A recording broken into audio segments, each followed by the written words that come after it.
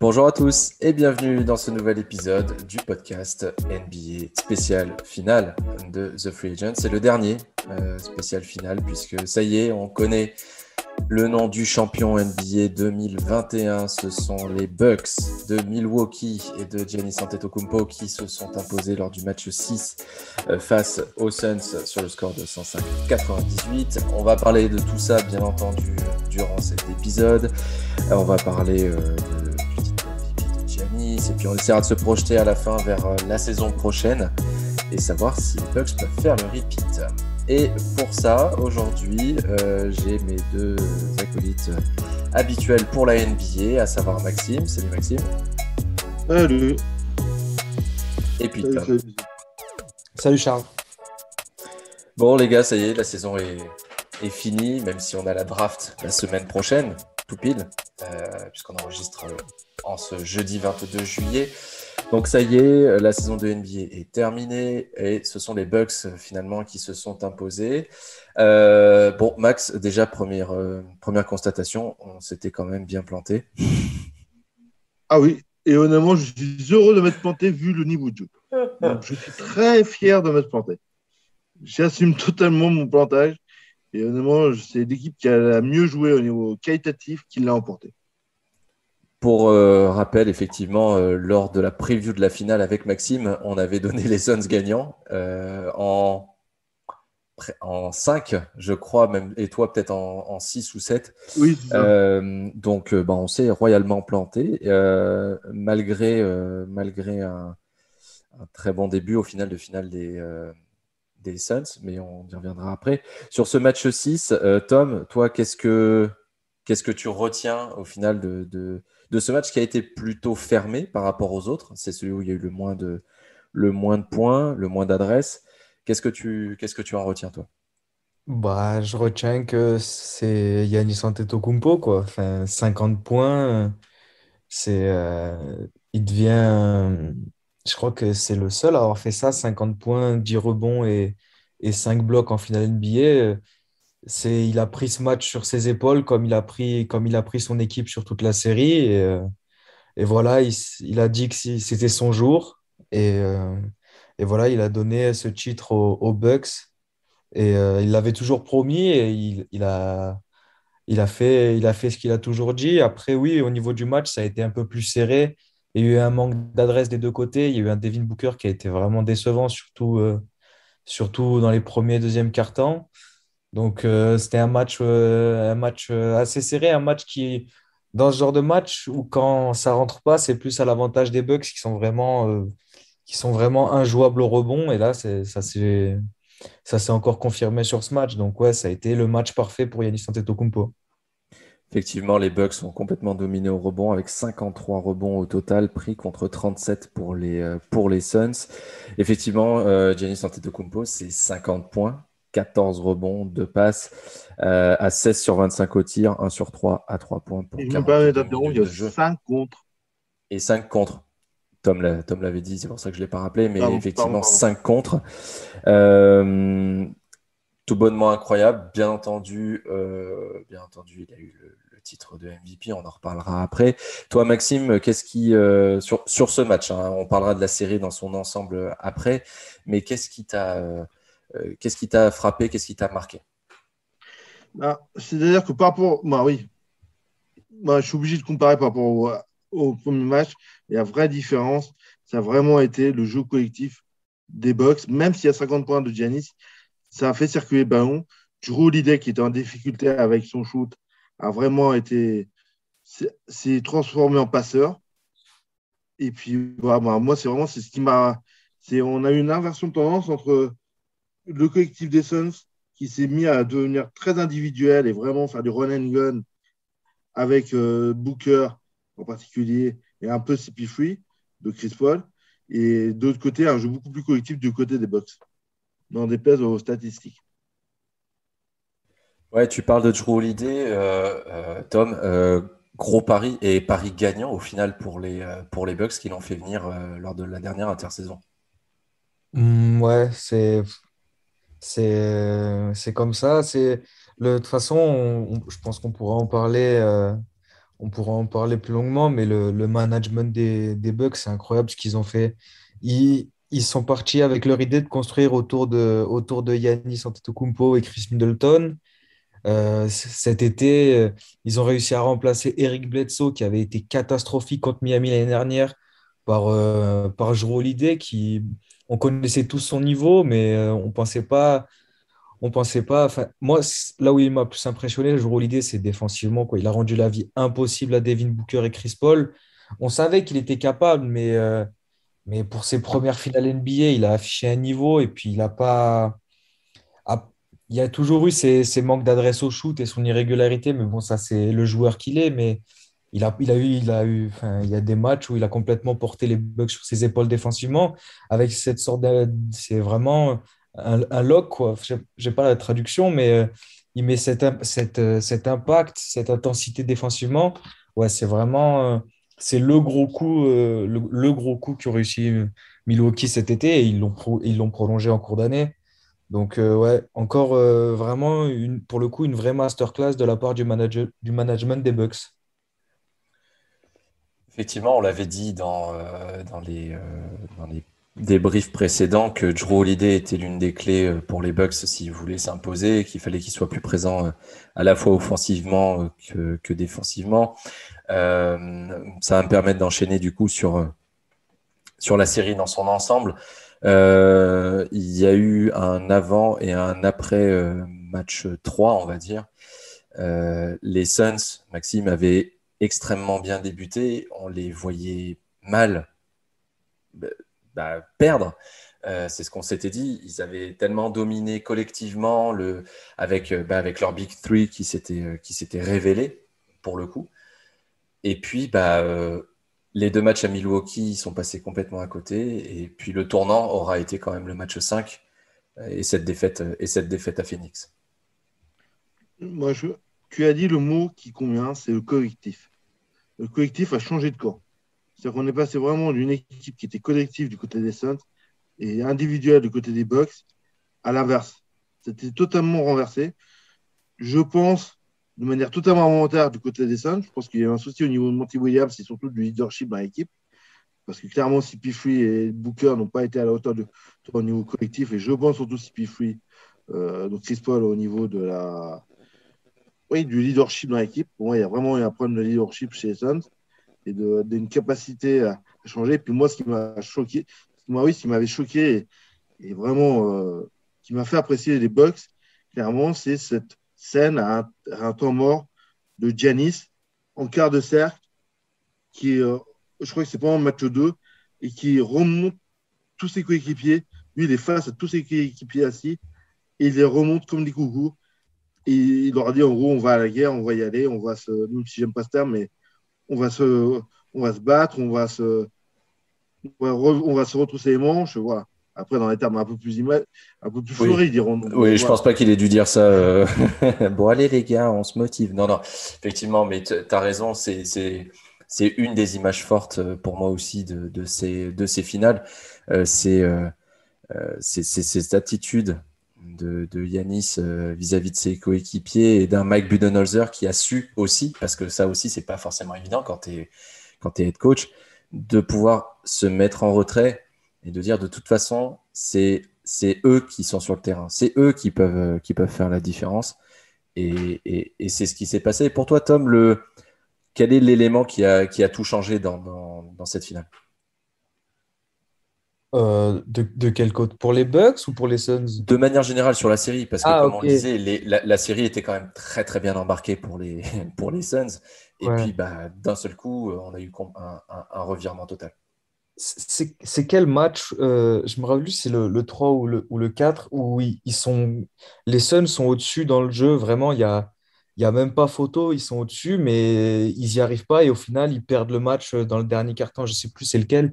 Pour moi, je crois que. Ah, je sais plus c'est lequel. Je crois que c'est.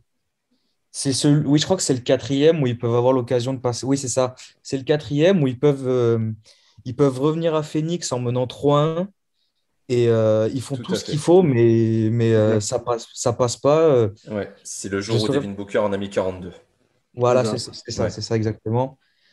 Et ils, ils ont tout fait sur ce match. Vraiment, leur performance, il n'y a rien à dire. Défensivement, offensivement, ils ont été bons. Ils ont rentré leur shoot. Jake Crowder avait fait un bon match, je me rappelle aussi ce jour-là. Mais c'est comme ça. Et au final, les Bucks arrivent à prendre ce match. Et pour moi, à partir de ce moment-là, ça les a tués mentalement parce que je sais pas, on les a après ce match-là, ça a plus été les mêmes, ils sont plus, ça a complètement ouais, pour moi le momentum, il a changé de camp sur ce match-là. Après ça a été trop compliqué et ils ont cédé face au rouleau compresseur que sont les Bucks quand ils ont la confiance.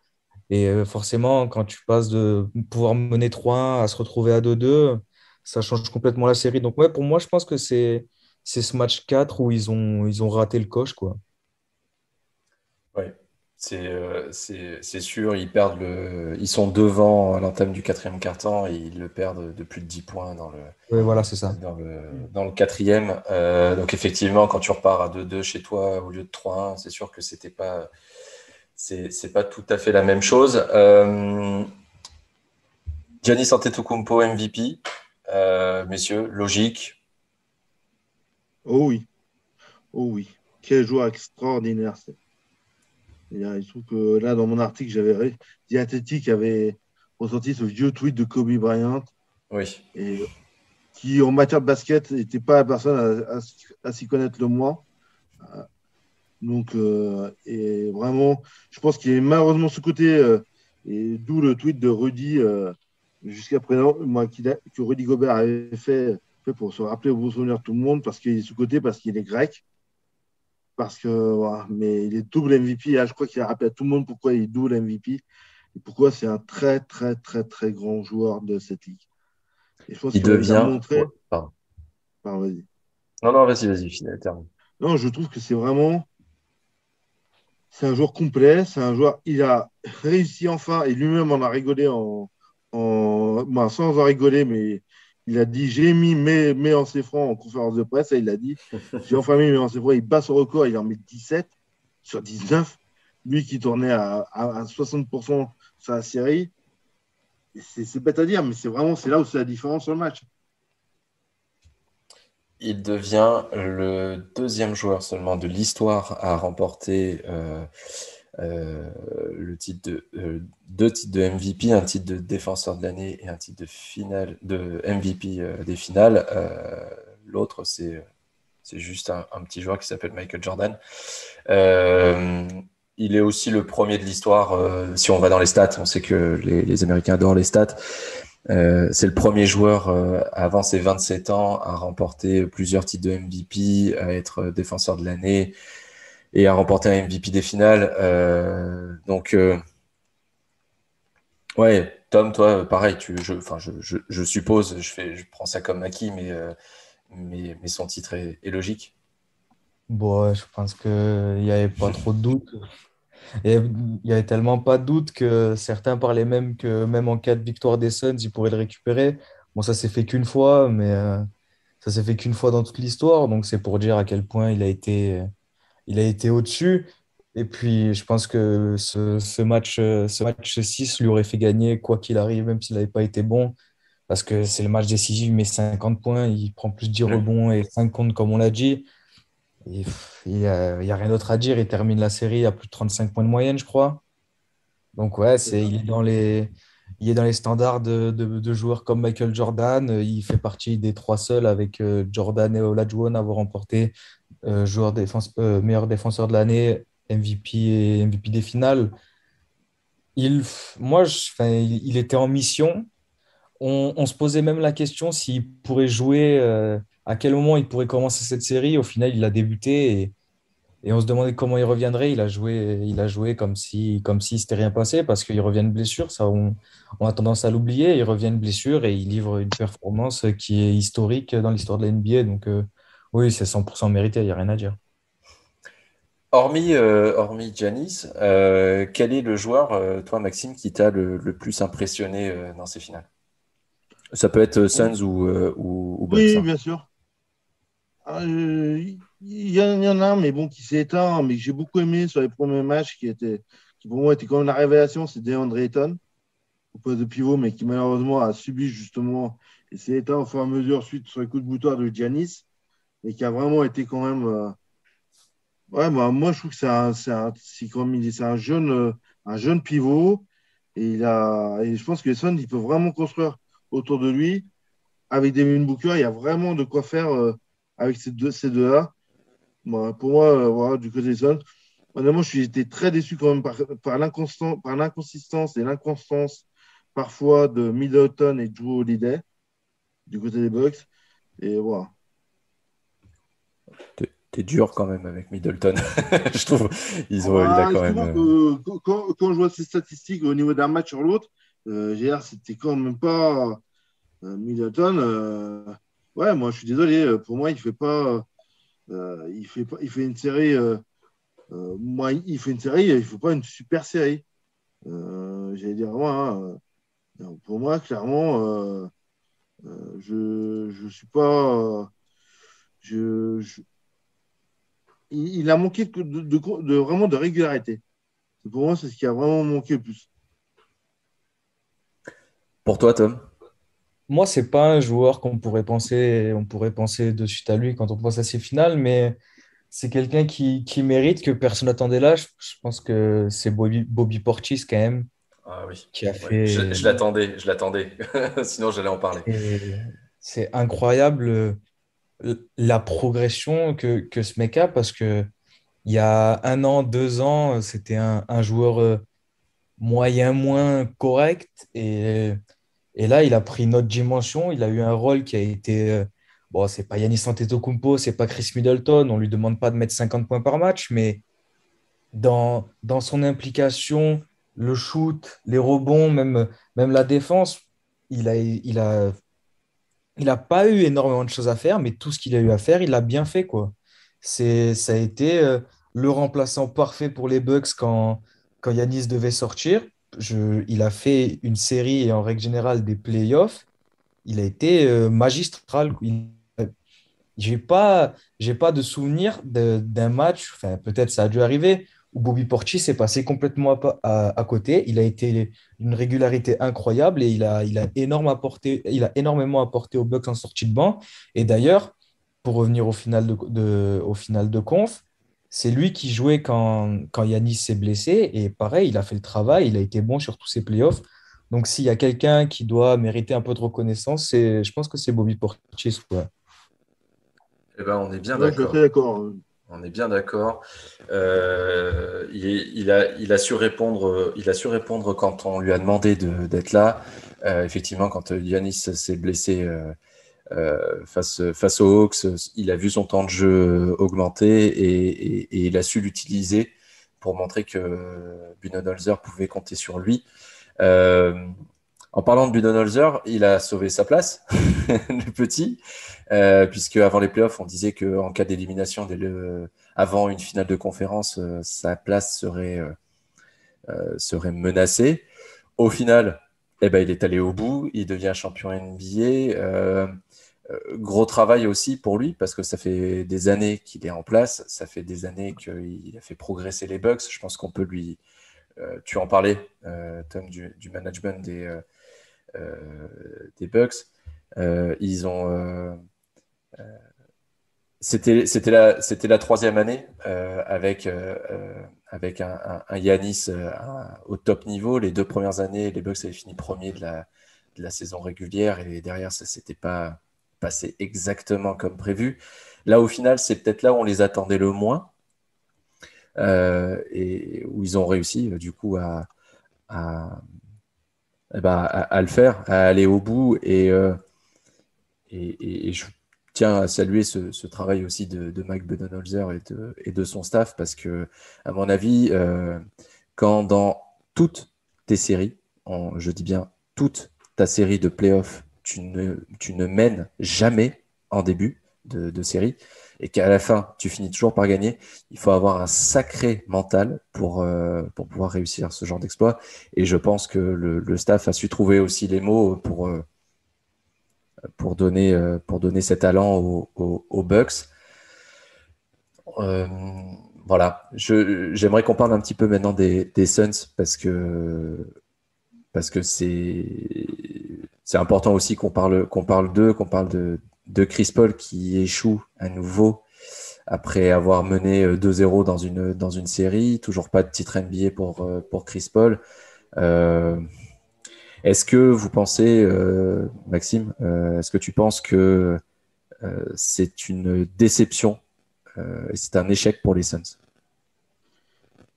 Pour moi, là où j'ai été vraiment déçu par Chris Paul, ça a vraiment été clairement au niveau du leadership. Au niveau des points, il fait un début de série correct, il fait un très bon début de série. Après, il s'éteint un peu et il finit à 20 points sur le dernier match. Et clairement, c'était vraiment dans le leadership où je l'attendais et où je pense que les Suns l'attendaient. Honnêtement, il va exercer certainement son option sur son contrat, vu le montant qu'il a. Mais honnêtement, je ne serais pas étonné que les Suns le traitent. Tom, pour toi, est-ce que cette défaite en finale est un échec pour les Suns? Ouais, forcément, c'est un échec. Après, je pense qu'honnêtement, ils ne se voyaient même pas arriver à ce niveau-là. On peut faire le parallèle avec Miami l'année dernière. C'est forcément quand tu arrives en finale NBA, quoi qu'il se passe, si tu perds, c'est un échec. Mais je pense que pour Monty Williams, pour Devin Booker, c'était ses premiers playoffs, arriver à faire finale NBA pour ses premiers playoffs, je pense que c'est même pas quelque chose qu'ils imaginaient. Donc, oui, c'est une déception parce qu'ils arrivent pas à aller au bout. Mais il y a tellement de bons à récupérer de cette campagne de playoffs. Et puis, c'est un groupe bon, Chris Paul a 36 ans, mais c'est quand même un groupe qui est jeune. DeAndre Ayton, Devin Booker, les Cam Johnson, etc. Il y a quand même de quoi construire. C'est pas comme si c'était non plus une équipe qui arrivait en bout de cycle. Donc, je pense que oui, c'est une déception forcément, mais il y a quand même du bon. Et pour Chris Paul, bah, c'est compliqué, mais pour moi, c'était vraiment maintenant ou jamais, quoi. Même s'il venait à rejoindre les Lakers, enfin, il y a ces rumeurs, bon, après, on n'est jamais sûr. Pour moi, vraiment, il a raté le coche. C'était maintenant ou jamais, quoi. Donc, ouais, pour lui, je dirais que c'est plus une déception pour Chris Paul que pour les Suns, parce que les Suns, à mon avis, même s'ils ne retourneront pas en finale NBA tout de suite, il y a tellement de bons à faire ce qu'ils ont fait. Et d'ailleurs, c'est ça qui leur a manqué, c'est que ils n'ont pas cette expérience. C'est ça qui leur a manqué. Il n'y a pas eu le leadership, l'habitude des grands moments de cette gestion. Les Bucks n'étaient jamais allés en finale NBA, mais il y avait eu des demi-finales de conf, des finales de conf, etc. Donc ça fait qu'ils ont l'expérience de ce genre de moment. Et, euh, et les Suns, pas du tout. Leur leader, c'était Chris Paul, et c'est quelqu'un qui est jamais allé loin en playoff. Donc, ouais, pour moi, les Suns vont se relever. C'est une déception, mais ils ont vraiment énormément de choses à retirer de cette campagne de playoff. Et voilà, c'est l'expérience qui leur manque. Mais bon. Mais sinon, oui, déception. Oui, par contre, oui, c'est une déception, c'est sûr. Tu as introduit parfaitement ce que je voulais annoncer pour la fin. On va se projeter à l'année prochaine déjà.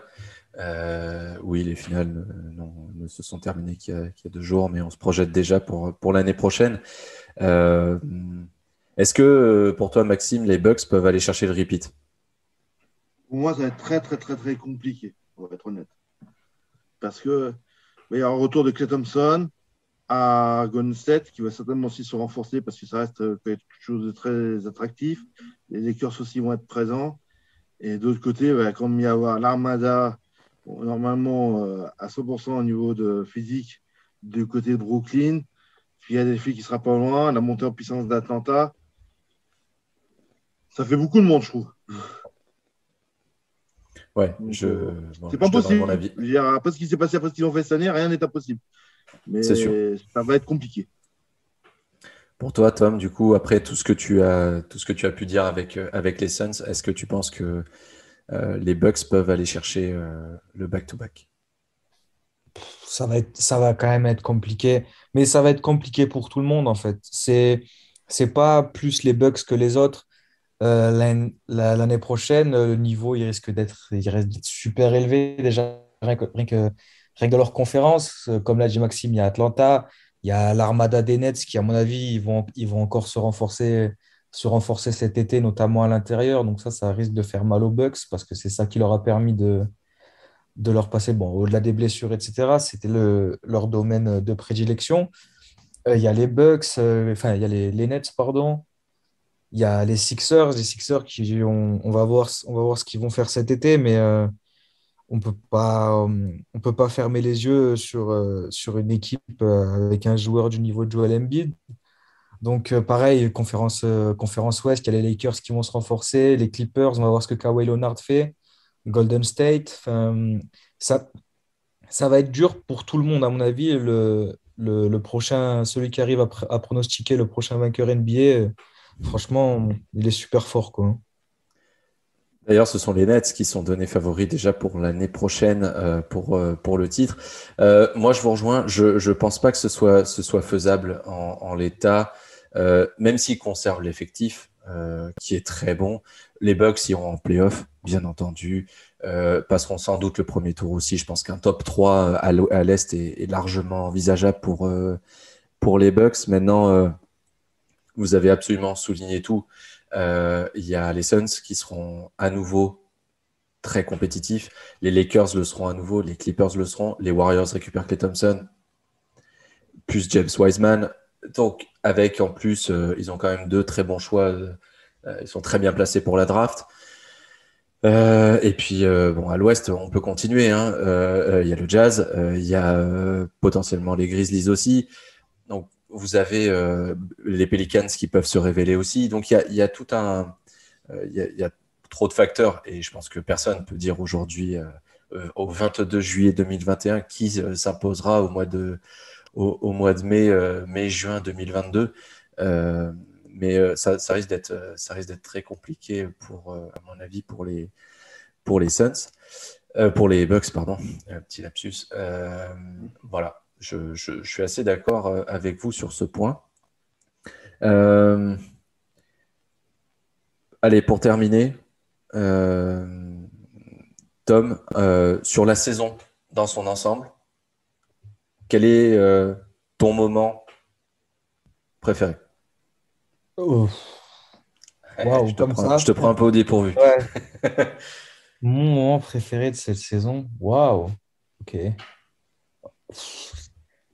J'en ai pas en tête, c'est dur. C'est dur quand même. Un seul moment. euh, euh, Maxime, si tu as une Vas-y, idée, Maxime, si tu l'as, vas-y, hein. trouve-le-moi sur le Oui, coup, bah, parce moi, que moi là, j'en ai un, et c'est ce qui résume ces finales et cette saison. C'est contre de Giannis lors du match 5 sur Devin Booker. Et on voit celui qui est supérieur, celui qui fait la différence.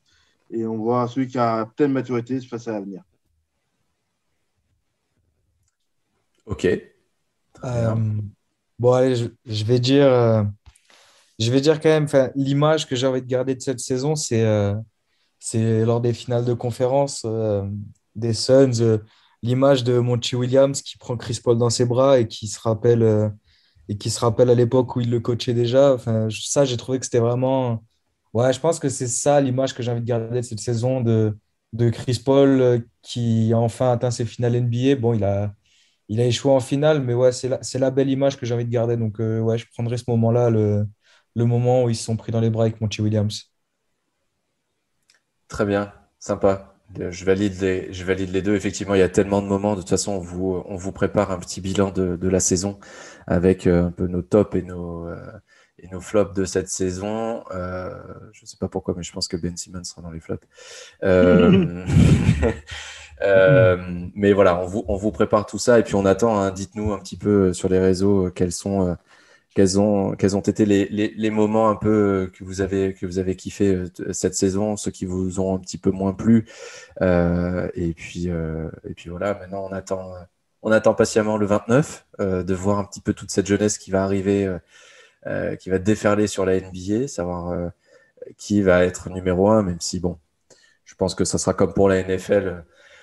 On risque de pas trop avoir de surprises et de voir Kate Cunningham aller rejoindre Killian Hayes aux Pistons. Et puis après, il va y avoir la free agency. On vous prépare. On a commencé déjà notre petite série. C'est Maxime d'ailleurs qui travaille dessus sur tous ces agents libres parce qu'il y en a quand même quelques-uns. Il y a quand même de très très gros noms. Donc ça risque de rebattre un petit peu les cartes ou alors de les laisser telles qu'elles sont. Et puis après, on attendra sagement la mi-octobre. Ça paraît tellement loin et pourtant, ça va être extrêmement rapide. Mais en tout cas, on a été très content de pouvoir vous faire vivre cette saison NBA de la manière dont on l'a fait. S'il y a un an, et là, je parle avec Maxime puisque lui, il était là déjà depuis le début. Si on nous avait dit qu'on pourrait vous faire vivre la saison NBA comme on l'a fait cette année avec toutes ces conférences de presse parce qu'on en a fait un paquet. Et Maxime qui a maintenant son rond de serviette comme il dit au Jazz. Franchement, c'est incroyable. On a vécu une saison de fou avec un très beau champion. C'est pas celui qu'on attendait clairement en début de saison et au final, c'est peut-être ça qui est le plus beau dans ce sport. Donc voilà, c'est un peu le dernier épisode de la saison, on va dire, en NBA. On se retrouvera pour débriefer de la draft, notamment, semaine prochaine, et pour vous la faire vivre aussi en direct jeudi prochain. Voilà, j'ai l'impression d'avoir pris une voix tellement mélancolique et je ne suis pas en train de pleurer, d'accord ? Je ne suis pas en train de pleurer. Mais voilà. Merci à vous deux. Merci Tom. Merci Maxime. Merci Charles. Merci Tom. Merci de nous avoir écoutés. Merci pour l'invitation. Avec plaisir. Merci à vous tous de nous avoir suivis toute cette saison en NBA. Vous pouvez continuer bien entendu à nous suivre. On va continuer quand même à se parler de manière régulière tous ensemble. Il y a la MLB qui continue avant la reprise de la NFL. Donc voilà, on a encore de l'actu et on vous fera suivre un peu cette intersaison NBA du mieux qu'on pourra. Croyez-nous, on est au taquet, on est prêt pour ça. Donc merci encore, n'hésitez pas à venir nous suivre sur les réseaux sociaux, Twitter, Facebook, Instagram, et puis bien sûr sur le site thefreeagent.fr pour avoir toute l'actu de vos sports US préférés. Merci à tous, et puis à très très vite, croyez-moi, pour un nouvel épisode du podcast de The Free Agent.